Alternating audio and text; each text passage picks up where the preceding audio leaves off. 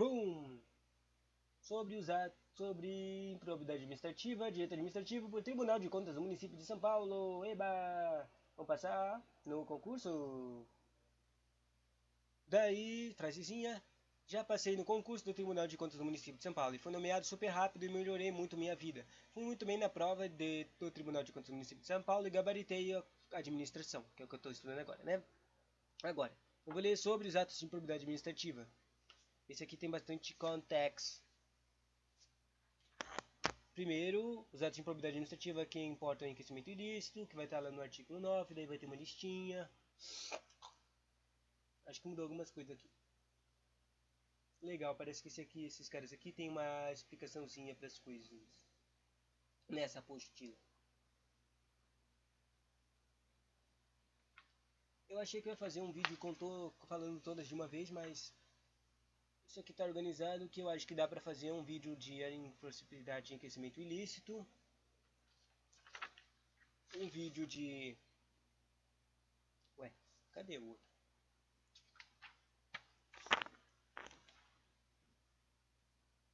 Vídeo de enriquecimento ilícito.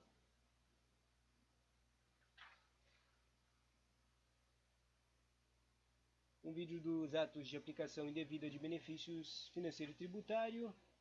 Um dos atos de administração que atentam contra a administração pública. Sabe que eu estou me confundindo? Porque aqui está 5.1, mas depois não tem o 5.2, tem o 5.3.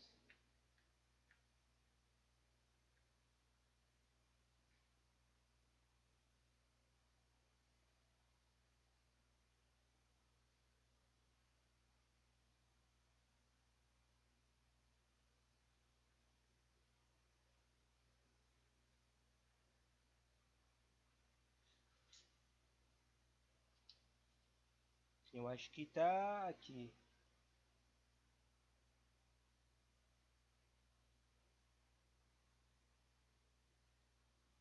Bom, esquece aqui. Eu vou lendo quando eu chegar nas coisas. Eu vou ler o básico aqui do ato de improbidade administrativa e depois eu vou ler o ato de improbidade de enriquecimento ilícito no artigo 9 e daí vai ter os incisozinhos como algumas explicações da apostila, né? Como não é possível ser desonesto sem saber que se está agindo dessa forma, o elemento comum a todas as hipóteses da improbidade administrativa é o dolo, que consiste na intenção do agente em praticar o ato desonesto. Alguns entendem como inconstitucionais todas as referências às condutas culposas, inclusive parte do STJ.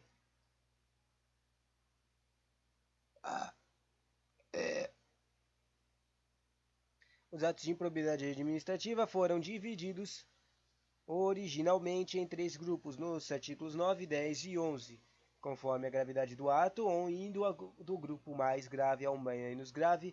Em seguida foi inserido um novo grupo do artigo, que é o 10A, que é sobre tributos. A cada grupo é aplicado uma espécie diferente de sanção e multa, no caso de confirmação da prática do ato improrado da esfera administrativa. Só para avisar, isso provavelmente mudou aqui em 2021, porque as coisas teve uma alteração no final do ano aqui sobre a improbidade administrativa. Essa apostila é de 2020. Nos três grupos originais do capítulo 2, enquanto o caput traz as condutas genéricas, os incisos delimitam condutas específicas, que nada mais são do que exemplos de situações de caput e logo dos incisos são uma relação meramente exemplificativa, sendo suficiente bem compreender como encontrar os requisitos genéricos para fins de provas. No grupo acrescido, posteriormente o legislador não discriminou os incisos e condutas praticáveis. Fica a dica! Uma dica, todos os atos de improbidade administrativa descritos no artigo 9, 10 e 11 contam com um rol de condutas que se enquadram nos elementos do caput. Contudo, basta o enquadramento no caput para se caracterizar o ato de improbidade administrativa. Significa dizer que o rol é apenas simplificativo em cada um dos artigos. Agora, o enriquecimento ilícito. Artigo 9. Isso é mó grande esse conteúdo aqui. É o maior de todos os conteúdos dos carinhas dos atos. Constitui ato de improbidade administrativa, importando enriquecimento ilícito, a oferir qualquer tipo de vantagem patrimonial indevida em razão do exercício do cargo, mandato, função, emprego ou atividade nas atividades mencionadas no artigo 1 desta lei, notadamente. Tá. Daí ele explicação extra, o grupo mais grave de atos de improbidade administrativa se caracteriza pelos elementos enriquecimento mais ilícito, mais resultante de vantagem patrimonial indevida, mais em razão do exercício do cargo, mandato, emprego, função ou outra atividade das entidades do artigo 1. O enriquecimento deve ser ilícito, afinal, o Estado não se opõe a que o indivíduo se enriqueça, né? Desde que obedeça aos ditames morais, notadamente no desempenho de função de interesse estatal. Existe que o sujeito obtenha vantagem patrimonial ilícita. Contudo, é dispensável que efetivamente tenha ocorrido dano aos cofres públicos. Por exemplo, quando um policial recebe propina para a prática de ato de improbidade administrativa, mas não atinge diretamente os cofres públicos. É preciso que a conduta se consuma, ou seja, que realmente exista o enriquecimento ilícito decorrente de uma vantagem patrimonial indevida. Como fica difícil imaginar que alguém possa se enriquecer ilicitamente por negligência, imprudência ou imperícia, todas as condutas configuram atos dolosos com intenção. Não cabe prática por omissão. Entenda, Carvalho Filho, que no caso do artigo 9, o requisito do enriquecimento ilícito, ao passo de que há pressuposto exigível do tipo de percepção de vantagem patrimonial ilícita obtida pelo exercício de função pública em geral, o pressuposto dispensável é o dano ao erário, o elemento subjetivo e o dolo, pois fica difícil imaginar que um servidor obtenha vantagem indevida por negligência, imprudência ou imperícia. Não tem como o cara ganhar dinheiro sem fazer nada, né? Da mesma forma, é incompatível com a conduta omissiva, aceitando apenas a comissiva. Não entendi. Que é ação. Comissiva é ação, parece.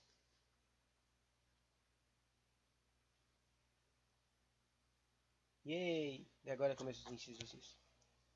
Tem 7 incisos.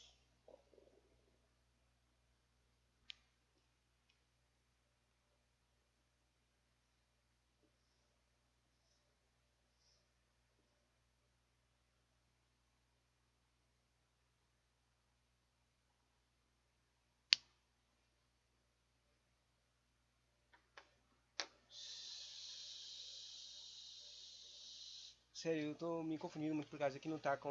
Não existe o 5. O 5.2.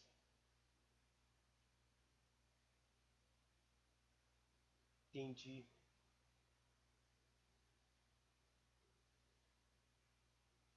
O treco. Esse aqui é o artigo 10. Que é o artigo de aplicação em propriedade administrativa decorrente de concessão. Não. Não é que droga, não sei. Achei. Pode ser o artigo 10, nesse caso o ministro da carteira, conduta culposa, ocorre quando o agente não pretende atingir o resultado danoso, mas atua com negligência, imprudência ou imperícia. Ah, que droga, cadê o artigo 10? O caput do artigo 10. Zoado. Essa apostila nessa parte aqui. Vamos lá.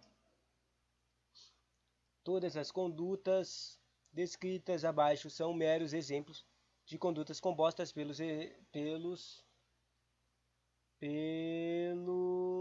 elementos genéricos de cabeça do artigo. Com efeito, estando eles presentes, não importa a ausência do dispositivo expressa no rol abaixo. Primeiro, deixa eu ver como é que eu digo. Esse aqui é enriquecimento ilícito, né? Primeiro, enriquecimento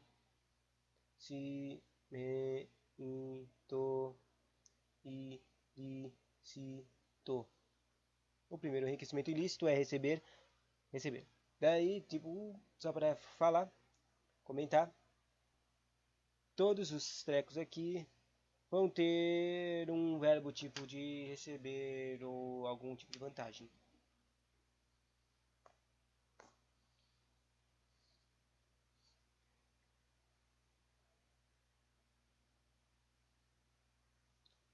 Receber para si ou para outro em dinheiro, bem imóvel ou imóvel ou qualquer outra vantagem. Qualquer outra vantagem pode ser considerada, sacou? Econômica, direta ou indireta, a título de comissão, percentual. Comissão, percentagem. Pode ser indireta também, sacou? porcentagem, gratificação ou presente de quem tenha interesse direto ou indireto que possa ser atingido ou amparado por ação ou omissão decorrente das atribuições do agente público. Significa receber qualquer vantagem econômica, inclusive presentes de pessoas que tenham interesse direto ou indireto em que o agente público faça ou deixe de fazer alguma coisa. Perceber a vantagem econômica direta ou indireta para facilitar a aquisição de permuta ou locação de bens. Ou locação de bem imóvel ou imóvel ou a contratação de serviços pelas entidades referidas no artigo 1 por preço superior ao valor do mercado. 3. Perceber vantagem econômica direta ou indireta pública para facilitar a alienação, permuta ou locação de bem público ou fornecimento de serviço por ente estatal, por preço inferior ao valor de mercado. Trata-se de espécies de condutas do inciso anterior, no qual o fim visando é permitir a aquisição de alienação, troca ou locação do bem imóvel ou imóvel por preço diverso ao do mercado. Percebe-se um ato de improbidade que causa prejuízo ao direito direto ao erário. No inciso 2, o Estado que compra, troca ou aluga bem imóvel ou imóvel para sua utilização acima do preço de mercado no inciso 3, ou um bem imóvel ou imóvel pertence ao Estado é vendido, trocado ou alugado em preço inferior ao do mercado. Suado. Mas eu vou marcar aqui bonitinho com a marca texto. As explicações, não os incisos. Quarto inciso.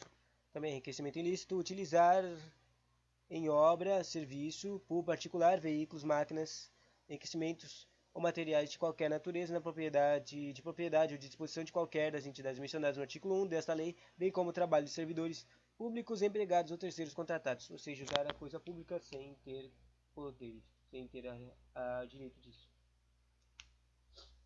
Todo o aparato dos órgãos públicos serve para atender ao Estado e, consequentemente, à preservação do bem comum da sociedade. Logo, quando um servidor público utiliza essa estrutura material ou pessoal para atender a seus próprios interesses, ele causa prejuízo direto aos cofres públicos e obtém uma vantagem indevida, a natural vantagem decorrente do uso de algo que não lhe pertence.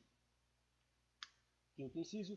Receber vantagem econômica ou de qualquer natureza, direta ou indireta, para tolerar a exploração ou prática de jogos de azar,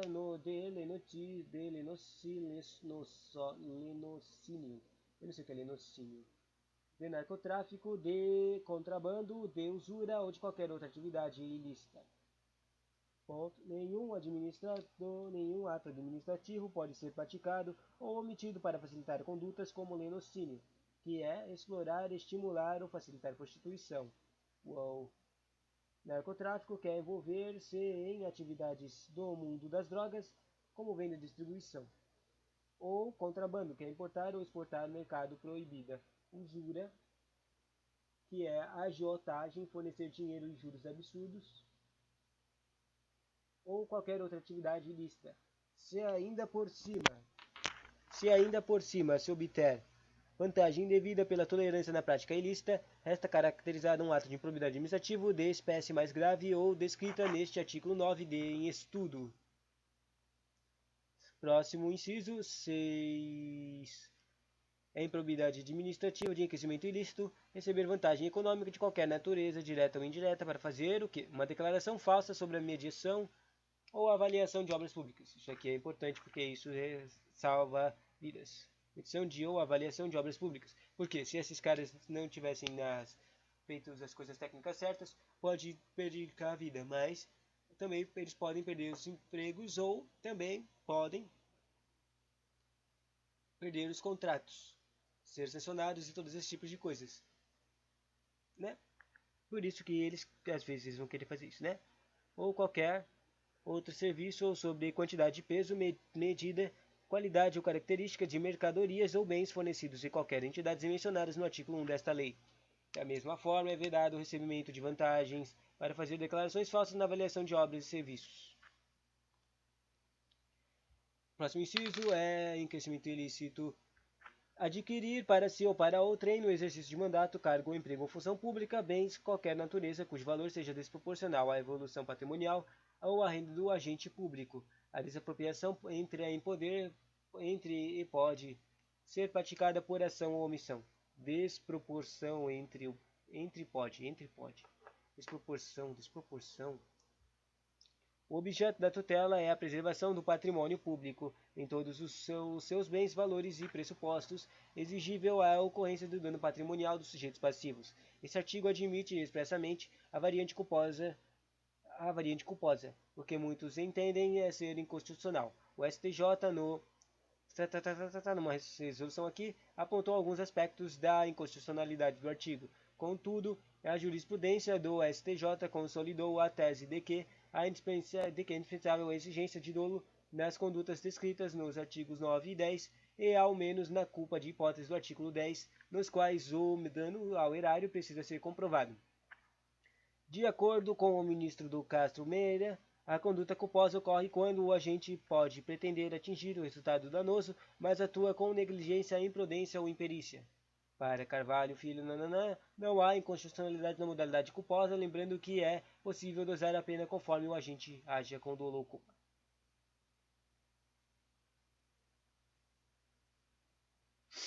O ponto central é lembrar que neste artigo não se exige que o sujeito ativo tenha percebido vantagens indevidas, basta que o dano ao erário. Ou seja, esse é o artigo 10 agora. Do artigo 10, que não estava muito separado aqui.